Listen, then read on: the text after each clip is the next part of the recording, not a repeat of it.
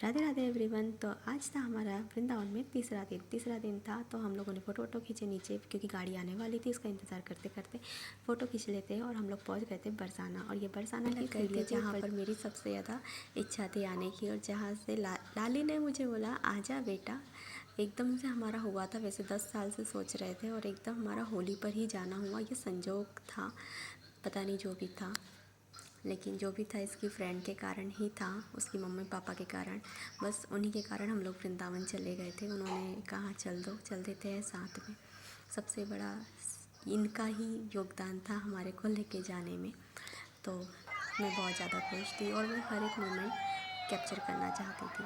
मैंने कैमरा फिर से ऑन करा। मैंने वैसे ज़्यादा क्लिप्स नहीं बनाए, कुछ ही बनाए कि मैं इनको यादों को एक बार लेकर चली जाऊंगी ना। ये हमेशा की यादें मेरे पास रहेगी। वृंदावन की होली बोले तो ये सभी जन बहुत मिस करते हैं। वृंदावन में होली बहुत अच्छे से खेली जाती है, और मुझे सबसे ज़्यादा अगर मेरा फेवरेट त्यौहार है तो होली और नवरात्रा, दो ही है। आखिरी में मेरी आंखें भर आई थी, मैं बहुत भावुक हो गई थी, क्योंकि मेरा सपना पूरा हो चुका था, जो मेरा सपना था।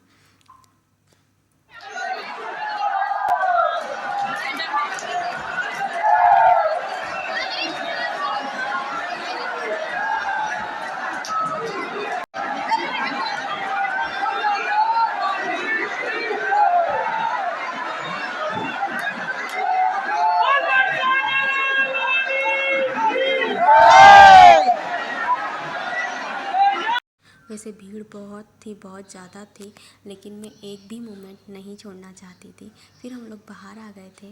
बाहर आने के बाद में मैंने थोड़े से वीडियोस बनाए, फ़ोटोज़ वगैरह खींचे थे। और फिर फ़ोटो वगैरह खींचने के बाद हम लोग चले गए थे एक और मंदिर, जहाँ पर ये मंदिर बहुत पुराना है। मेरे को इनका नाम नहीं याद आ रहा है, बट आप देख लेना। तो यहाँ पर हम लोगों ने जल वगैरह चढ़ाया, और फिर बच्चे चढ़ाने लग गए थे। मैंने छोटे छोटे वीडियो बनाए, और ये शशि जल चढ़ा रही है। मुझे बहुत अच्छा लगता है यार कि जब बच्चे कुछ ऐसा करते हैं हमें देखकर, क्योंकि बच्चे हमें देखकर ही तो फॉलो करते हैं। तो इसलिए हमने जो करते बहुत ध्यान से करना चाहिए। फिर हम लोग आ गए थे रमन रेती। रमन रेती में आओ और ये हिरण को देख लो, कितने सारे हिरण है यार। यहाँ पर इतने सारे हिरण है ना, बहुत सारे। फिर हम लोग रमन रेती में अंदर चले गए, और ये दोनों के दोनों खेलने लग गई। पता नहीं कौन सा घर बना रही थी, क्या बना रही थी, भगवान जानता है।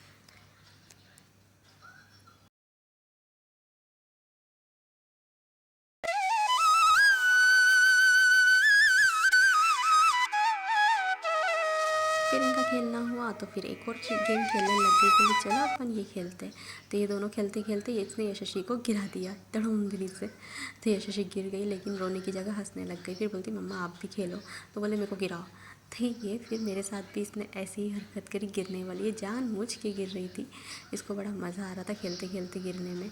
और रमन रेती में सब सभी जन इतनी मस्ती कर रहे थे, और इन्होंने यहाँ पर गीली कर दी थी, और इतना एक दूसरे के ऊपर फेंक रहे थे। लेकिन एक इतनी सी भी रज साथ में आ जाए, थोड़ी सी भी नहीं आ रही थी।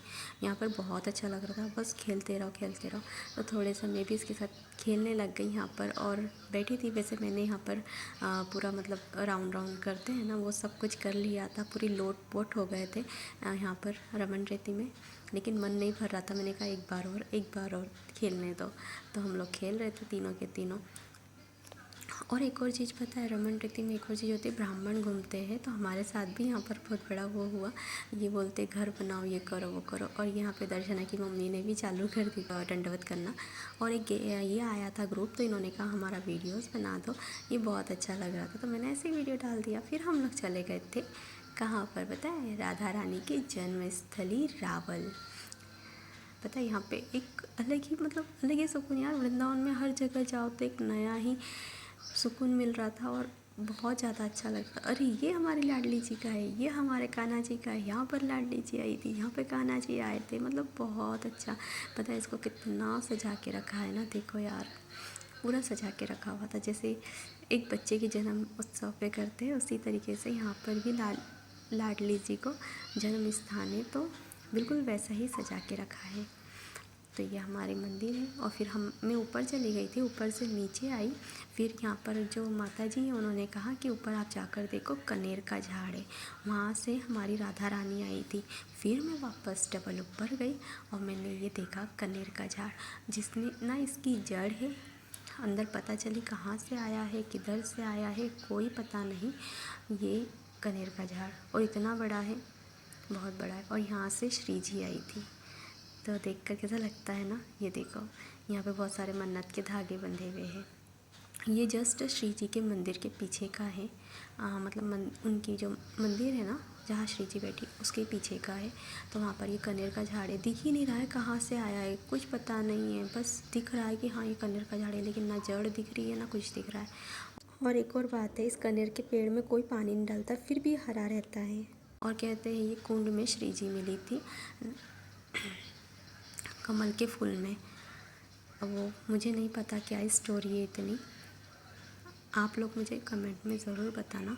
यहाँ पर भी बहुत अच्छा लग रहा था, तो वापस नीचे चले गए, श्री जी के दर्शन वगैरह किए। और आज थी एकादशी, और एकादशी के दिन पता है हमारा आज पूरा निर्जला नहीं हुआ, मतलब बिना कुछ फरियाल का उपवास हो गया था पूरा। वैसे तो मैं वही करती हूँ, सिर्फ फ्रूट्स खाती हूँ, बाकी और कुछ नहीं। बाकी सब का ही फ्रूट्स पे ही उपवास हो गया, फ्रूट्स भी नहीं मिले, ओनली पानी पर और लस्सी पे हो गया। तो हम लोग यहाँ से निकल चुके थे।